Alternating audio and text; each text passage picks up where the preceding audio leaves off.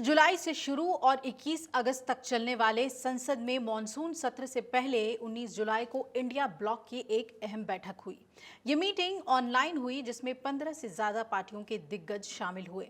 India गठबंधन की बैठक में राहुल गांधी, कांग्रेस अध्यक्ष मल्लिकार्जुन खड़गे और उनके साथ सोनिया गांधी भी मौजूद रहीं। लेकिन इसके अलावा शरद पवार, तेजस्वी यादव, अभिषेक बनर्जी, दीपांकर भट्टाचार्य भी बैठक में शामिल हुए। तृणमूल कांग्रेस की ओर से ममता बनर्जी के भतीजे अभिषेक बनर्जी ने इस बैठक में भाग लिया और खबरों की माने तो इस बैठक में संसद में किन किन मुद्दों पर सरकार को घेरा जाए, इस पर एक रूपरेखा तैयार की गई है और रणनीति बनाई गई है। सरकार को किन मुद्दों के आधार पर सवाल पूछा जाए और घेरा जाए। संसद में सरकार के खिलाफ एकजुट होने से पहले इंडिया ब्लॉक को एक बड़ा झटका भी लगा।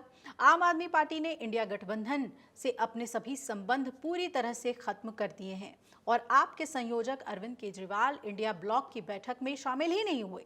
इस पर राजनीति जमकर हुई तो आपके वरिष्ठ नेता संजय सिंह ने क्या पलटवार किया, बताते हैं आपको। संजय सिंह ने यह बताया कि इंडिया ब्लॉक की बैठक में क्यों शामिल नहीं हुए केजरीवाल।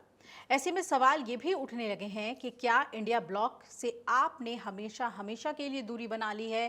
क्या संसद में कमजोर हो जाएगी विपक्ष की आवाज? और इन सवालों के जवाब जानने से पहले ये भी जान लीजिए कि संसद में किन किन मुद्दों पर विपक्ष आवाज उठाने वाला है और मोदी सरकार से विपक्षी नेता किन मुद्दों पर सवाल पूछ सकते हैं। दरअसल बीते दिनों हुई बैठक में विपक्षी पार्टियों के नेताओं ने तय किया कि संसद में वो एकजुट रहेंगे और सरकार से तीखे सवाल पूछेंगे।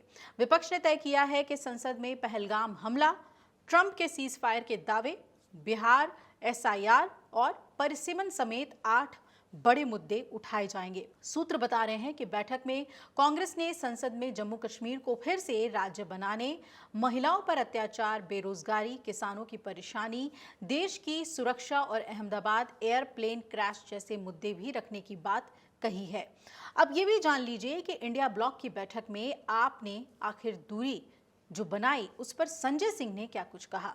आम आदमी पार्टी के वरिष्ठ नेता संजय सिंह ने साफ कहा कि उनकी पार्टी इंडिया गठबंधन की बैठकों में शामिल नहीं होगी। आप नेता ने कहा कि हमारी पार्टी और अरविंद केजरीवाल ने पहले ही साफ कर दिया है कि हम इंडिया गठबंधन से बाहर हैं। राज्यसभा सांसद ने कहा कि आप संसदीय मुद्दों पर टीएमसी और डीएमके जैसे विपक्षी दलों के साथ समन्वय बनाए रखेगी और उसका समर्थन करेगी, जैसा कि ये दल आम आदमी पार्टी का समर्थन करते हैं। आम आदमी पार्टी के राज्यसभा सांसद संजय सिंह ने यह भी बताया कि इंडिया गठबंधन केवल लोकसभा चुनाव के लिए था। इसके बाद आम आदमी पार्टी ने हरियाणा और दिल्ली विधानसभा चुनाव के साथ साथ पंजाब और गुजरात के उपचुनाव में अकेले ही हिस्सा लिया। इस तरह आम आदमी पार्टी ने पहले ही इंडिया गठबंधन से सियासी दूरी बना ली थी और अब संसद में विपक्षी एकता से भी अलग हो गई है। सवाल ये कि क्या संसद में कमजोर हो जाएगी विपक्ष की आवाज? तो आपको बता दें, आम आदमी पार्टी ने लोकसभा चुनाव 2024 के बाद इंडिया गठबंधन से दूरी बना ली थी, लेकिन संसद से लेकर सड़क तक वो विपक्ष के साथ मिलकर मोदी सरकार की नीतियों का विरोध करती रही है। आम आदमी पार्टी के राज्यसभा सांसद संजय सिंह संसद में मुखर होकर सरकार की नीतियों के खिलाफ बोलते रहे हैं और विपक्ष की ताकतवर आवाजों में से एक माने जाते हैं। लेकिन मॉनसून सत्र में आम आदमी पार्टी के गठबंधन से अलग होने के बाद विपक्ष की एकजुट रणनीति में दरार पड़ने की आशंका है। आम आदमी पार्टी के पास राज्यसभा में 8 और लोकसभा में 3 सांसद हैं, संसद में जो उनकी सियासी अहमियत को बताते हैं। ऐसे में आम आदमी पार्टी के अलग होने से विपक्षी एकता को बड़ा झटका लग सकता है।